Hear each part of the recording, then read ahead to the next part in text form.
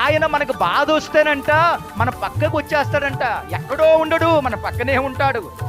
మనకు బాధ వస్తేనంట మనం అనుకుంటున్నాం చెట్టు ఎండిపోయింది, ఏంటి చెట్టు రాలిపోయేలాగుంది, మేము పడిపోయేలాగున్నాం.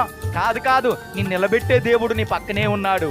నిన్ను నడిపించే దేవుడు నీ పక్కనే ఉన్నాడు. నిన్ను ఆశీర్వదించే దేవుడు, నిన్ను మహిమపరిచి అనేక మందికి దీవెనకరంగా ఆయన మహిమనొందడానికి కారణంగా నిలబెట్టే దేవుడు మన పక్షమున మనతో పాటు ఉన్నాడు. ఎవరు కొట్టివేయబడతారు? ఇక్కడ ఏం చెప్పబడుతుందంటే, అక్కడ నేను వెతికితేనే కానీ వారు లేకపోయిరి. భక్తిహీనులు నిర్మూలమైపోతారంట. భక్తిహీనులు నిర్మూలం అయిపోవడం అంటే ఏంటి? చెట్టు పైన నరుకుతారు ఎవడన్నా కూడా, ఏంటి ఆ మట్టంగా నరుగుతారు కాకపోతే, కానీ ఏరులతో పాటు తీరు. కానీ దేవుడు ఎలాంటి వాడంటే ఏరులతో సైతం చెట్లు లాగేస్తాడు బయటికి. ఎందుకో తెలుసా?